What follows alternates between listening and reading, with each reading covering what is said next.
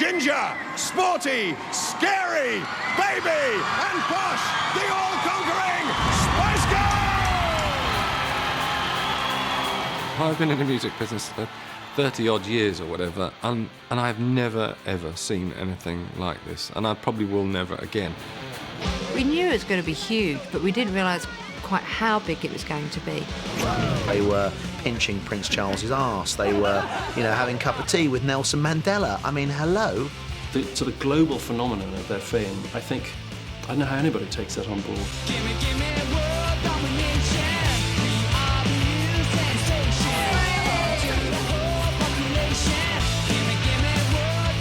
In 4 tumultuous years, these 5 young women transformed themselves from desperate wannabes to the biggest pop act on the planet.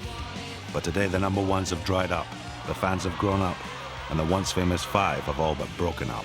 This is the story of 7 pivotal moments, 7 decisive days in the Spice Girls' journey, from obscurity to world domination, and halfway back again.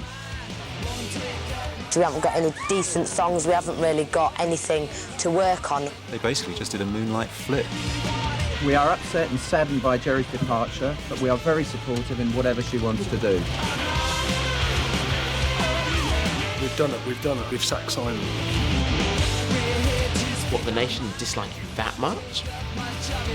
Really, she didn't need the Spice Girls anymore. It's all over.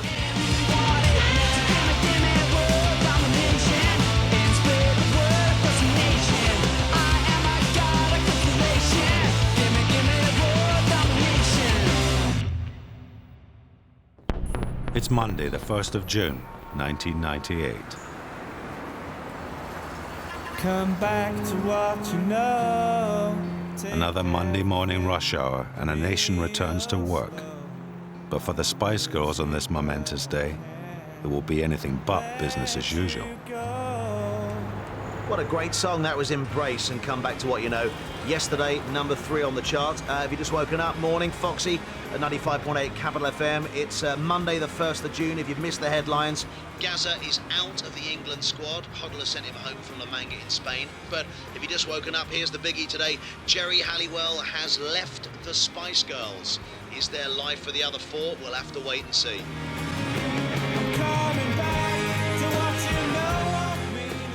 Sitting down, talking about the show, looked up at the monitor, and it was like, oh, jeez, look at that. Geri's left the band. I was coming back into the Virgin office, and I got out of a cab, and I can remember this really well. The phone went, and she said, Paul, it's Geri. And I was like, yeah.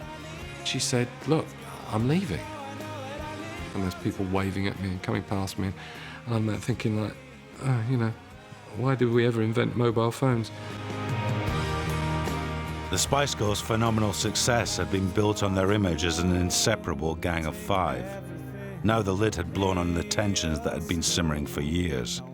But even now they couldn't quite face the truth. Let you go. Geri Halliwell's departure, the truth of it is out there somewhere, and it really depends on who you believe.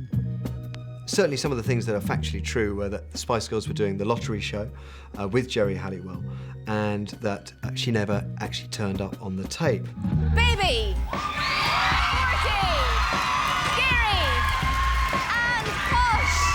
Are we not missing somebody?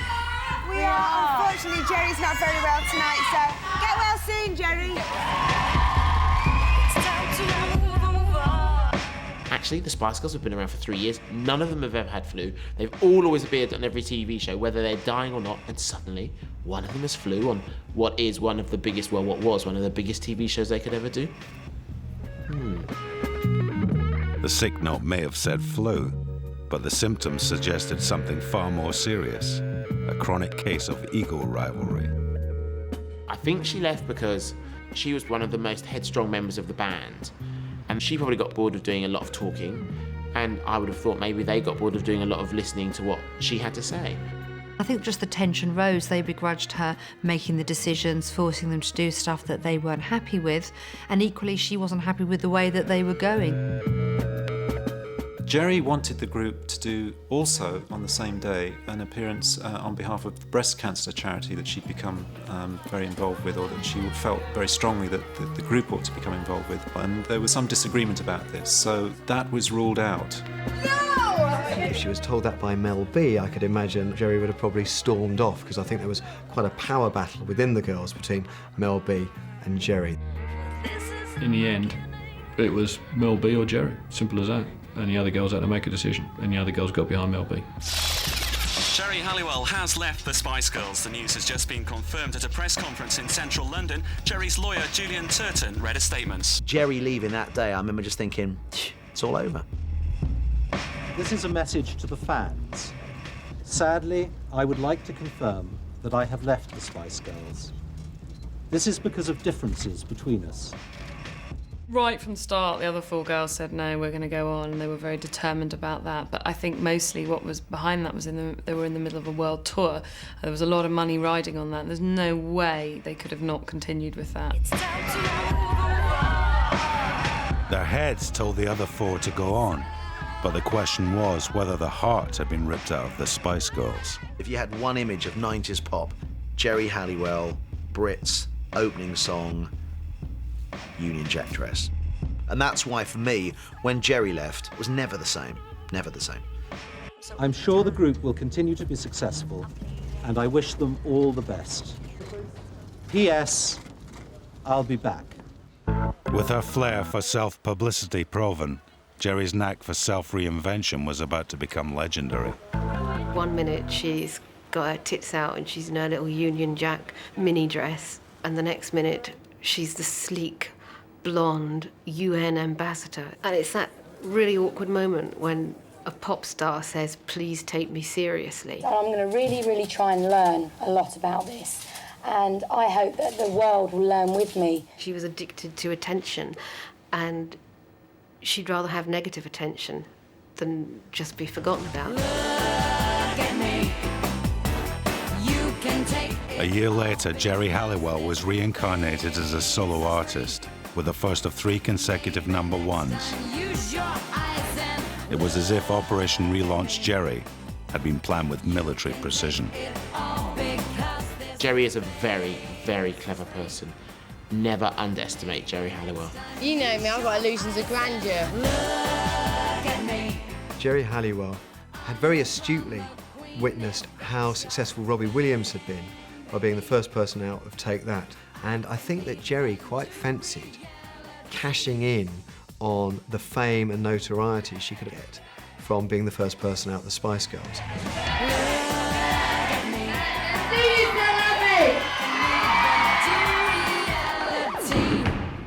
What was curious as well is that she was the big, busty, larger-than-life character, and she has shrunk down to this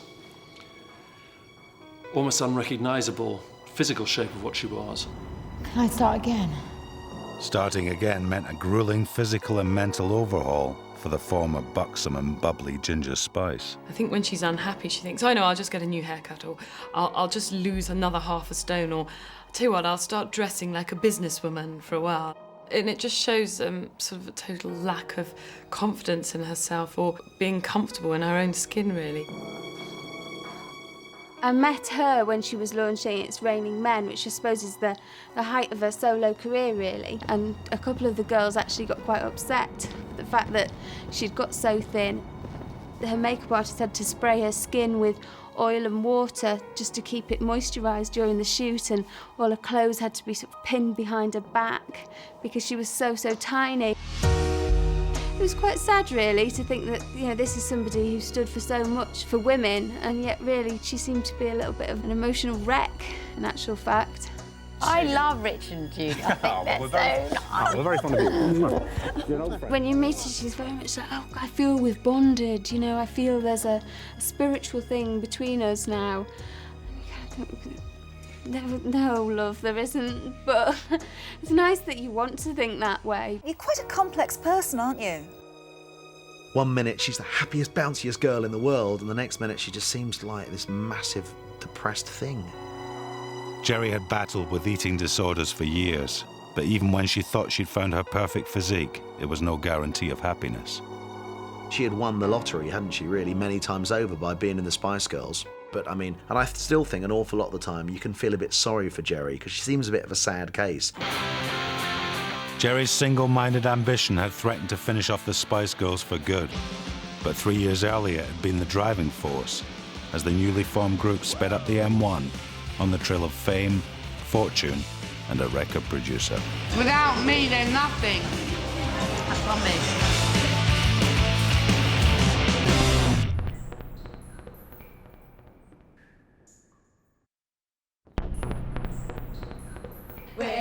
Make it happen. At the moment, we're not really anything because we haven't got any decent songs. We haven't really got anything to work on.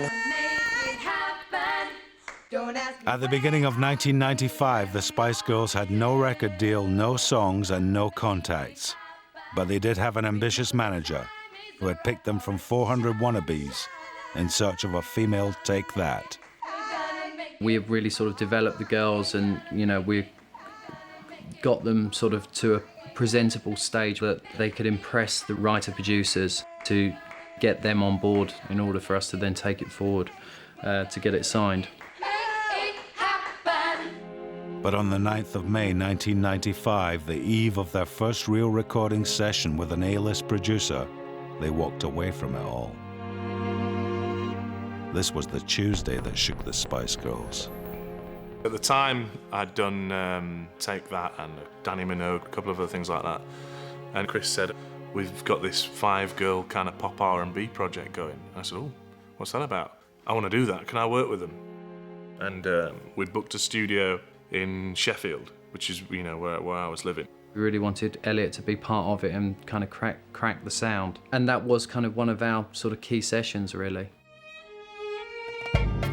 After a year of constant rehearsals, on wages of £60 a week, the group was nearing its first professional recording session, but they were far from happy.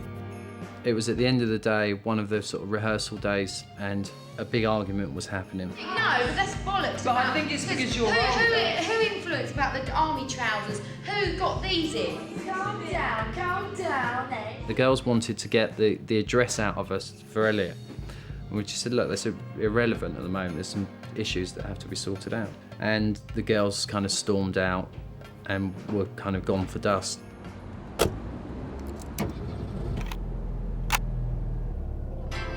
Usually you get a phone call from the management company, oh, the artist's coming up on everything sorted, you know. No word. So I thought, oh, something's kicking off here, you know. They basically just did a moonlight flip. They just left a little note saying they were sorry and that they'd gone elsewhere.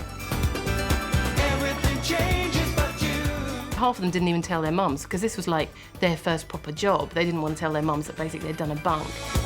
We've said goodbye. The taxi cabins waiting. I was actually in a friend's house. It was this beautiful big country manor house. And mobile phone went, and it was Geri and Mel B. So Geri came on, and excitable as she is, and said, we need to talk to you desperately. I said, wow, what's the situation? So well, we've driven to Sheffield and started phoning all the recording studios until we found someone who knew you. And it just happened to be that the first one we called was the one that we were booked in. They got your mobile phone number and all the rest of it. So at that point, I thought, well, that's pretty dedicated. This friend of mine's dad answered the door, and Geri flung herself on him, thinking that he was Elliot Kennedy. And he was like, well, this is very nice and stuff, but who are you? And she said, oh, I'm Geri, are you Elliot? And he says, no, he's upstairs in the studio. So, all right, so they introduced them to me, and Geri went through the same routine again and flung herself on me and all the rest of it. So it was kind of fun introduction, should we say. Take me away.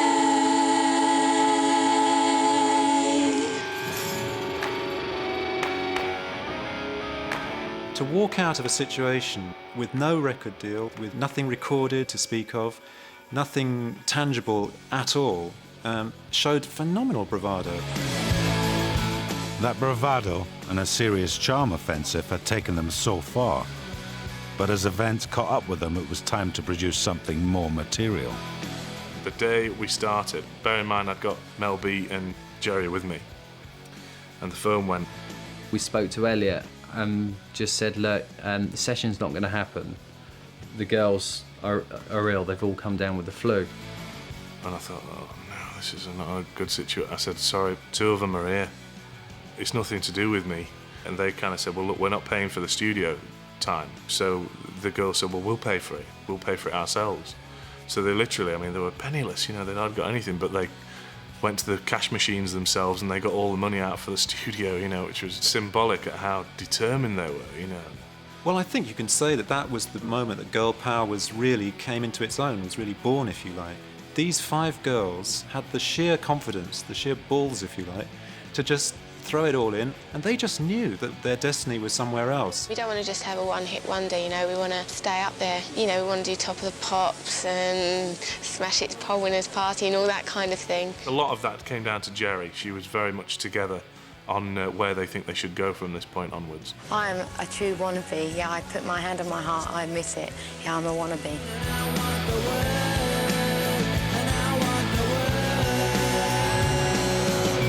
Just 10 months after their penniless trip up the M1 to Sheffield, the Spice Girls found their way to a new manager, a lucrative record deal, and most importantly of all, to the top of the charts. Hi, we're the Spice Girls, and we're #1. See us later on Top of the Pops. Yo, I'll tell you what I want, what I really, really want. So tell me what you want, what you really, really want. I wanna really, really, really wanna zig a zig. Wednesday, 31st July 1996, is the next of the 7 days that shook the Spice Girls. What you think about that? Now you know how I feel. Say you could handle my love. Whilst they were recording their first ever live appearance on Top of the Pops, one inspired piece of tabloid journalism was to change their names and identities forever. If you wanna be my love. They came to Elstree where we filmed Top of the Pops and did the performance the Wednesday night, and while they were editing it together in the studios, we were back in the magazine offices sort of working out some ideas, really. If you wanna be my lover.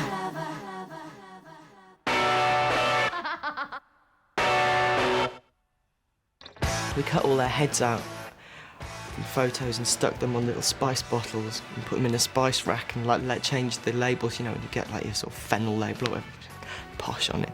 That's a lady. Mel B, I think, said, oh, can I be prostitute Spice? I'm the love goddess. Mel C, for a minute, was Scouse Spice, so she had a bit of a lucky escape there, I think. And she's innocent, but really she's not, believe me. I am. And then it was Jerry that we sort of debated about quite a bit, and she was very, very nearly Saucy Spice. She's a ginger. I'm ginger now. Mel B was like, oh, this is ridiculous, I'm not scary. But it was too late. A magazine such as Top of the Pops magazine is quite a powerful magazine. And actually, it stuck. And it's one of the things that's made them as famous as they are. The great thing was they hadn't all got one image that they were trying to be. They were every different style. They weren't having to play roles. This is kind of how they were, and they just become that. Ginger! Baby! Sporty! Scary! And posh! The little Spice Girl! The perfectly packaged pop stars, under the guidance of their infamously shrewd manager Simon Fuller, were going straight to marketing heaven. They each had their own identity which people could relate to, and you always had your favourites. And that was a huge appeal, especially with, you know, the younger audience. What Simon Fuller was fascinated by and has replicated since is the concept of a brand. We like certain chocolates because of the brand, we buy certain trainers because of the brand. And I think he thought that if you could create a brand, a concept, that people will buy into that really easily.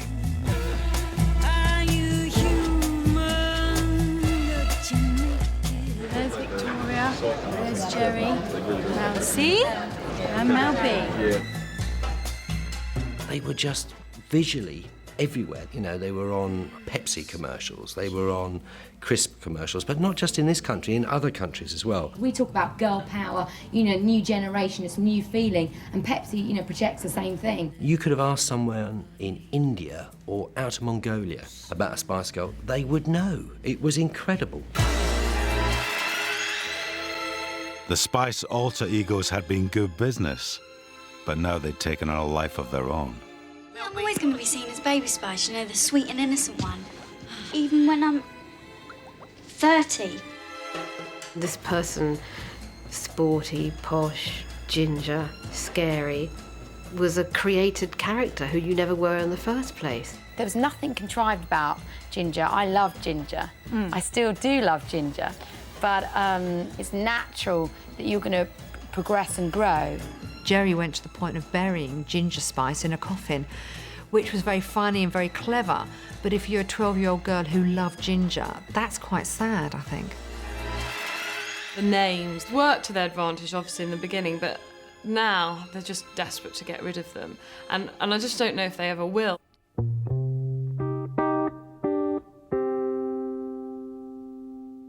The problem was, as the band developed and, you know, inevitably the girls' egos developed, they didn't want to be seen as posh Spice or scary Spice and wanted to kind of develop their own personalities and bring their real personalities to the fore. Already, I feel like I'm losing my identity. Last couple of days, I've been waking up and I've had this really, scary feeling that I don't know who I am.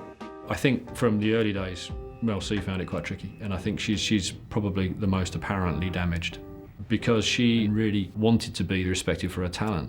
And I don't think she was ever comfortable with the frothy "I'm the girl in the tracksuit" role. I think I want to be like one of them saddos, you know, when I'm about 40 wearing a shell suit from down the market. Shell suit Mel. I remember being in Istanbul for the Pepsi concerts that they staged. I came out of my room to go to the concert, and Mel C came out at the same time, and she was in floods of tears. But she kind of wiped the tears away and started chatting, was fine, and off she went. You know, it was later, actually, quite some time later, that she admitted herself that she was going through a terrible time before those shows and really didn't want to do them. In fact, came very close not to do them. I can remember when Mel C was to be known from now on as Melanie Chisholm. I want to be someone else, so I'll explode. Can you imagine phoning up the Mirror and the Sun going, well, from now on, folks, you're not to call her Mel C, she's Melanie Chisholm. And you think, nobody cares whether she's Melanie Chisholm or Mel C. She's Sporty Spice. Mel! Hello! You look gorgeous! I've gone for a bit of an image change tonight. Do you like it? I remember writing a story about how she complained to management that she was sick of being the unglamorous one. She didn't like that because everyone else got more attention. So for a while they glammed her up, but it didn't really work. She's sort of bulked up, she's thinned down, you know, I don't think she's very happy. I think anyone who became a child star has that dichotomy of they want to escape that tag, that persona, but at the same time, if they don't know who they are, there's nothing to replace it with. Before long, this growing identity crisis would provoke the 5 Spice Girls to turn on the group's 6th member, Svengali Spice.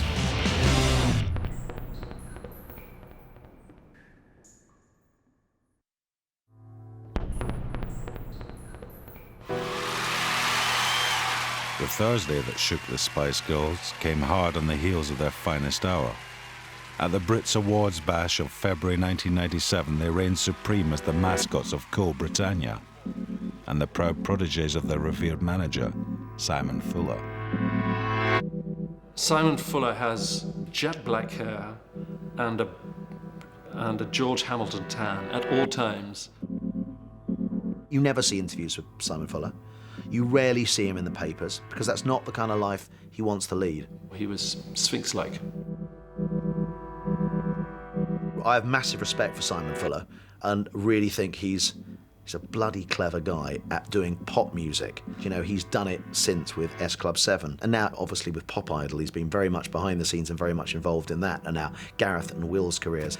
Fuller's just a genius when it comes to understanding pop, understanding the markets, understanding who buys what kind of record, putting it all together and wrapping it up into a big deal. I want to say a massive thanks to Virgin Records and the best manager in the whole wide world, Simon Fuller! But at the height of their success, the Spice Girls turned the tables, and they became the managers of Simon Fuller's destiny. Thursday, November the 6th, 1997, will be remembered as the night when they lit the blue touch paper. I'd been in South Africa with them the few days before.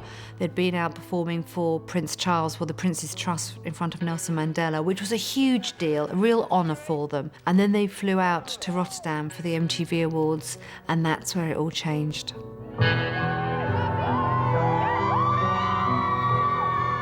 It was near bonfire night, I seem to remember. And my brother Simon had a bad back injury, and he was laid out in the hospital in London. And I always think that if anybody's going to, take over or anything, they always do it when the person that they're taking over from isn't around. The girls flew in from South Africa on the Wednesday afternoon. And on the Thursday morning at about 9 o'clock, 9:30, I was sitting downstairs in the restaurant having breakfast with my security people. And one of the waiters came in and said, "Mr. Judge, Miss Mel B wants to see you." I said, and the way this guy was saying it, we thought someone would try to break into the room. So 5 security guys running up a staircase, get to the door's open. And I walked in and she said to me, "We've done it. I said, "We've done what?" And she said, "We've sacked Simon." And that was at 9:25 Dutch time. But she said that they'd done it with a fax. Because of my loyalty to Simon, I actually went back into the room and said to the girls that I would be resigning as a security company for the Spice Girls. While the Spice Girls went ahead with their appearance at the night's awards show, Fuller's deposed management team was feeling dazed and confused. And I suppose I was one of the first people to hear it, because there I was, on the spot, called in, and I was told. My colleague, Nick Godwin, rang me and said, the girls are leaving Simon. They've just told me this morning and they've asked me to call you. As their ex-manager was being fired by fax, the group he'd built from nothing basked in the glory of being named best group in the world. It's an honour to be even nominated against such fantastic acts like that. But to win, it's just off its head. Do you know what I mean? We just wanted to see for about 24 hours whether they wanted to change their mind. But that was Nick and I asking them, are you really sure this is what you want? But no, they were adamant, and that was it. Apart from this being the best day in our lives, this is about girl power. So come on! What really hurt me at the time was for a man who could give them so much success. And remember, it was all his writers and producers that they worked with, that not one of them bothered to pick up the phone and tell him personally as to why. Not one. It was all done through lawyers. And, it was many months before anybody spoke to him. And I think whatever happens in business, you owe it to your colleagues to pick up the phone and to do it face to face and not to hide behind a lawyer. And for me, that's what made me angry. Within days, the group's new self-reliance faced a sobering test. They were booked to perform their biggest ever TV show in front of a select audience of celebrity guests. I had to call LWT to Nigel Lithgow and Andy Peters to break the news that all the organisation and everyone around them was no longer there. And it did have a huge effect on Nigel and Andy. I mean, they were ripping their hair out. Are you all ready? Are you all ready for an audience with the Spice Girls? Because all the people that were working with them, hair, makeup, security, etc., had all been hired by Simon, a lot of people had thought, well, actually, if they're not with Simon anymore, our loyalty is to Simon. They were in tears, Nikki was very upset, Nick was very upset, everybody was very upset, including me. I was very upset because I thought they're not going to make this TV show, they're all just going to pull out. I think panic is an understatement. He was fucking furious. Ain't no stopping us now. We're on the move. I just remember constantly during these rehearsals for an audience with, they would be literally on stage with a lawyer at the side of stage trying to talk to one of them, saying, now this is what this clause means, and this is what this clause means, and if you do this, you'll get... I mean, it was the most awful part of my television career. Don't you let nothing stand in your way. They had to change accountants, they had to change lawyers. It was across the board. So day to day, it was really, really tough for them, really tough. And I can remember seeing Jerry on the phone saying, oh, hi, I'm Jerry Halliwell. Can I set up an account for some cars, please? Yet we need 5 limos. She was doing it herself on the phone. Ain't no stopping us now. We've got the groove. I know you know someone. Halfway through this dress rehearsal, the girls would stop and say, do you know what? We'd like some food. Sorry? We'd like something to eat. What now? We're halfway through a dress rehearsal.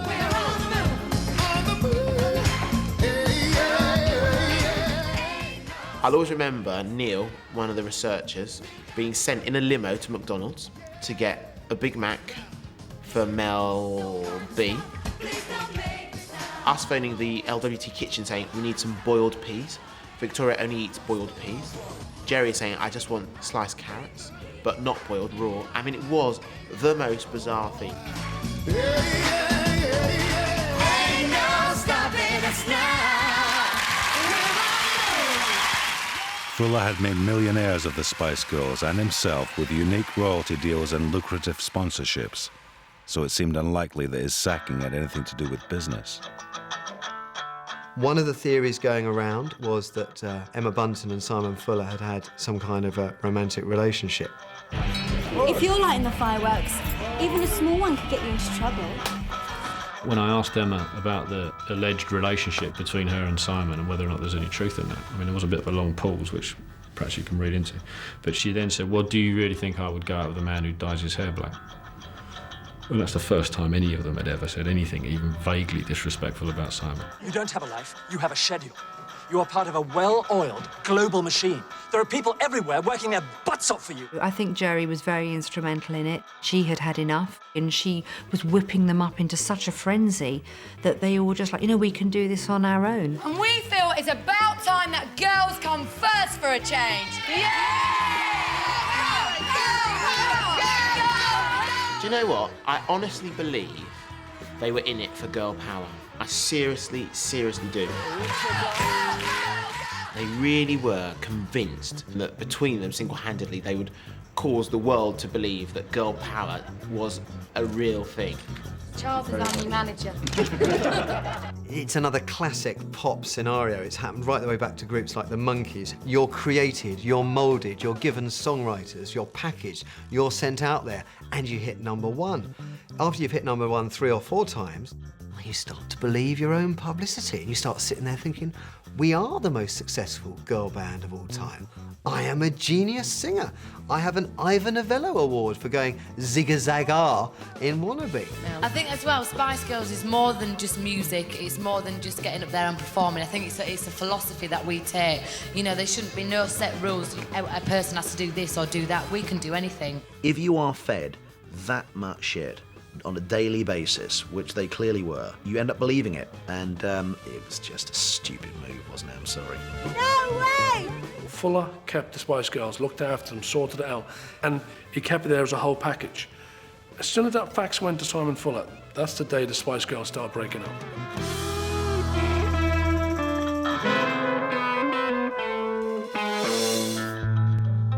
Fuller's plans to make the Spice Girls millions hinged on cracking America. Many others had failed, but the Spice Girls succeeded on a scale achieved by no British act since the Beatles. We left America till last because it's a huge country and we wanted to treat it with the respect that it deserves. Well, as you can see, this premiere has all the makings of the biggest of Hollywood celebrations. The one thing that was very unusual was that the way that they really wanted to break America, I mean, there's this world domination. It was a crusade. For a tired old record executive like me, this is a dream come true. You've hit the jackpot, haven't you? We hope so. They not only cracked America, they did it ridiculously quickly. And they were all over the American media in a matter of months on their most high-profile TV shows. Their pictures were all over Times Square. They were in the American media. America warmed to them. America loved them. Do you really want? Do you really, really want? Do you really want? Do you really, really want? Do you really want? Do you really, really want?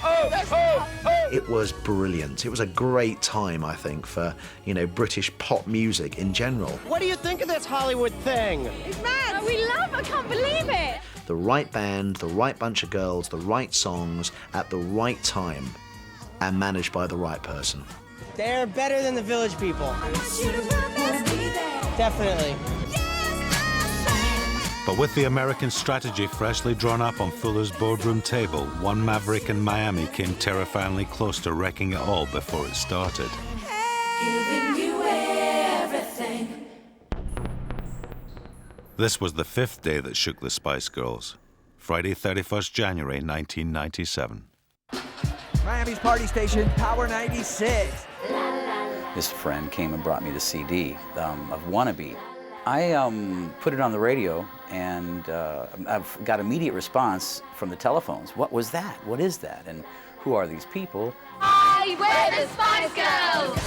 And shortly after that, I started getting phone calls and cease and desist orders through the fax machine from Virgin Records telling me to stop playing this particular song. They didn't want this to leak here. They had their plan. They weren't ready. So I told them, I said, well, there's really only one way you're going to get the song off the radio, and that's to guarantee that I get the first Spice Girls concert in America. Temperatures dropping from the high 70s to 50 by tonight as Power 96 presents the Spice Girls live on stage. Power 96. Back home, they were treated like superstars. Here, it would be different. The Power 96 concert would be the Spice Girls' live debut in America, but that fact has been airbrushed out of official Spice history. We had about 6 acts that night, and they were all primarily Latin acts. So the response was great because it was all Latin salsa, merengue type music. And then, you know, we bring the Spice Girls up. I remember walking through the crowd and seeing people just looking at them, just looking at them. The crowd was just silent, just staring at him like if nothing happened. I mean, there was no response whatsoever. They just were basically dead quiet and staring at him like they were from outer space. So basically, they bombed. You could only do those showcases so many times before someone was going to yawn or just feel, you know, there wasn't that same energy. No film of the lost Spice Girls gig exists, just a few newspaper pictures. When they came off stage, they were definitely dumbfounded. They couldn't believe it. I remember going back to them and telling them, you guys were great, but don't worry about this. These are completely foreign to what you're used to seeing. These people are not going to catch this immediately, but they will. If there was a drama and anything ever went wrong, they'd go into a huddle, then they'd come out much stronger and say, we're going now, or we want to do this, or we want to do that, and you'd think, good for them, you know. Once they put their marketing campaign to work, it took basically 3 months for them to achieve the superstar status. So the management and record company already had the formula and knew that they were going to be big. We just jumped the gun here in Miami. Their gang mentality had won over the world, making them the most successful female group of all time. Only one thing can now loosen the grip of girl power: men.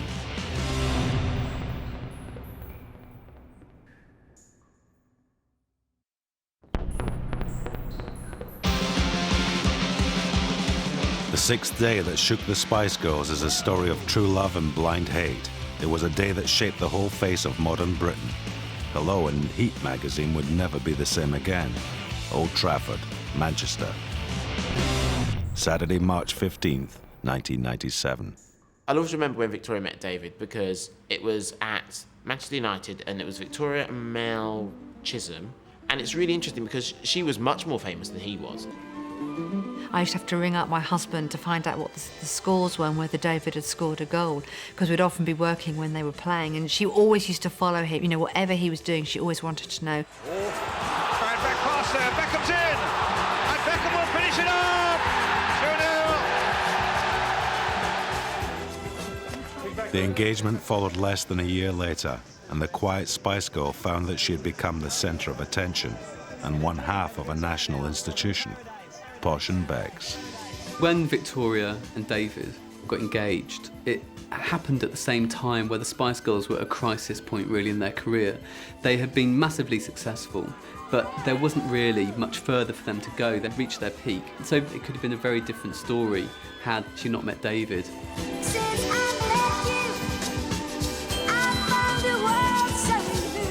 It sort of began this new life for Posh. She stopped being a member of the Spice Girls and she started being the girl every woman in the country wanted to be. But the next summer, the romance lurched towards tragedy.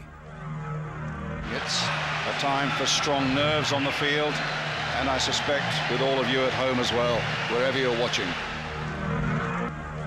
The Spice Girls were on the American leg of their world tour. Beckham was at the World Cup, and the golden couple were about to face two life-changing moments in one day. Victoria knew that she was pregnant once we were in New York, and I understand that she, called David before the Argentina game, that fateful Argentina game, to let him know. Because of the pressures on David then, I would imagine that he wouldn't have had much time to sort of say, oh wow, amazing. You can sort of get the impression that he was on his way, and she just sort of got the news in time. I can remember sitting in a hotel bar with Victoria and Melanie C watching the game. Hamilton's pass wasn't quite what was required, and neither was that challenge on Beckham.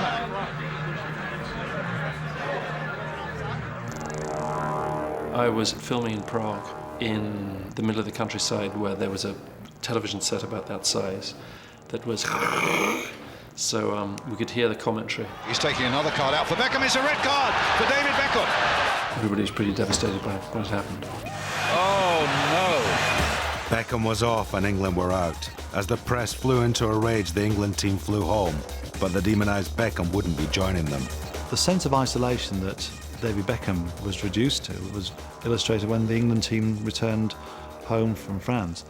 Once they arrived at Heathrow, they all went their separate ways, and David Beckham hung around the concourse, and he got another Concorde and went over to New York to see Victoria. The Spice Girls were very much secondary to the story about the fact that David Beckham was reunited with Posh Spice.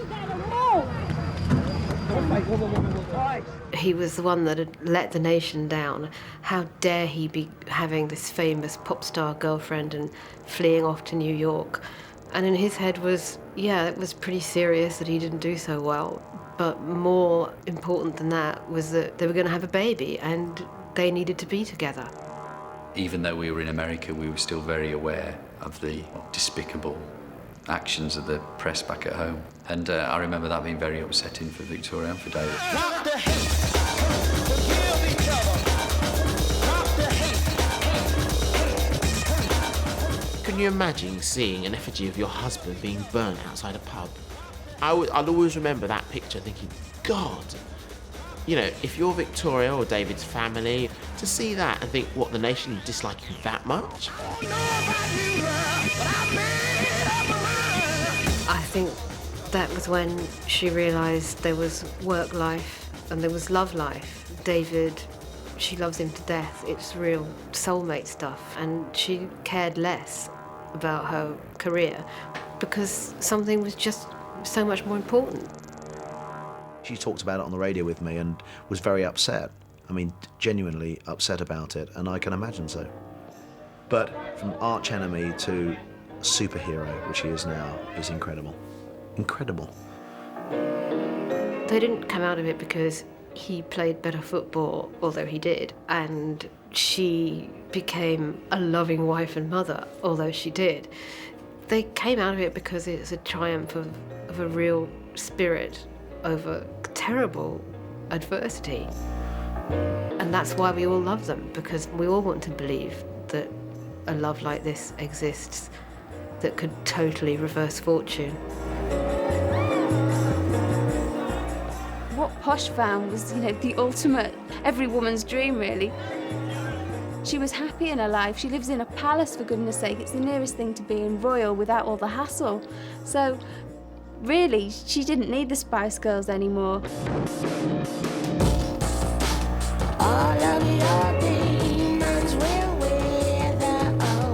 Beckham wasn't the first guy to lead a Spice Girl down the aisle, for better or for worse. Mel B married one of the group's dancers, Jimmy Gulzar, but it was all over within a year. We saw them getting married, we saw them getting divorced, having babies, having relationships. All of these things that kind of seem to be at the opposite end of the spectrum from the kind of the girl power philosophy that so many kids had bought into. But despite the domestic upheavals, professionally the Spice Girls were still in song. They marked the new millennium with their 9th #1, and so far their 2 albums had sold over 30 million copies. It was quite a record to live up to. The Spice Girls!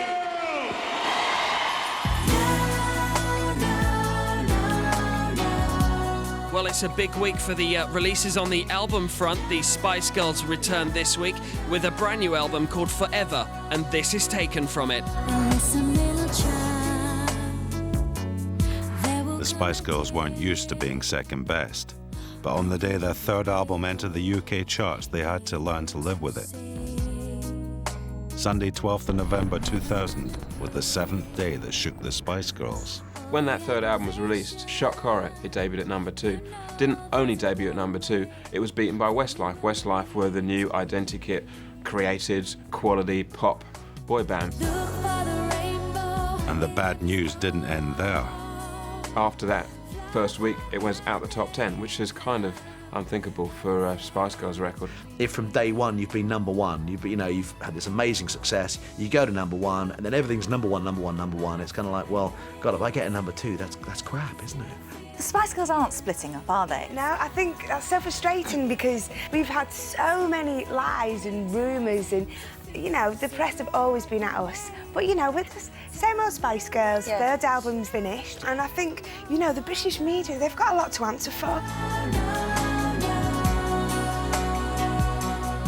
I remember going to the launch party for the third album. There was a big Westlife party at one part of London, and then there was a Spice Girls party at a big venue in town. But when Mel C arrived, she was dressed in a sort of Johnny Rotten type outfit. She stuck 2 fingers up to the press, pulled her tongue out, and basically made quite a lot of enemies. The next day, Mel sees pictures on the front of the papers sticking her finger up, and it was basically her sticking her finger up to the band and saying, this is it, I don't want to be part of this anymore. So glad we made it. Time will never change it. Everything was right, all the parts of the jigsaw were perfect. Then there came all the problems, and then Jerry leaves, and then they come out with Forever, which is the statement, isn't it? We are forever. Yes, we're strong. Well, it wasn't a very good album. It didn't sell that many. And they're not forever. The most significant point of all for me was that they lost Simon Fuller in that process. And I don't think that Simon would have made the third album the way it was. So to me, it was a bit of a kind of sad ending to it all.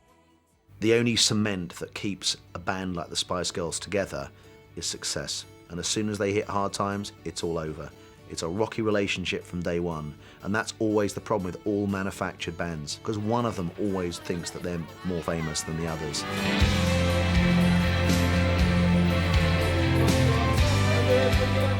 What's interesting is that the 2 most famous Spice Girls, Victoria Beckham and Geri Halliwell, are the 2 members furthest removed from the Spice Girls now.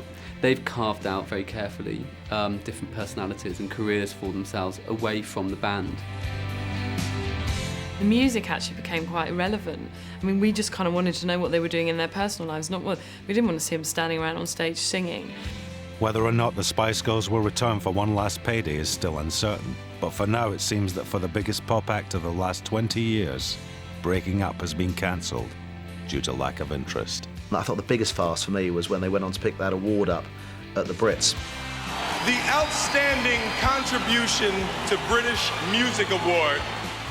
They'd made up an award for them, hadn't they? I'll tell you, at the end, when they sang, no one cared. Doesn't matter what anyone else says, it's about the music.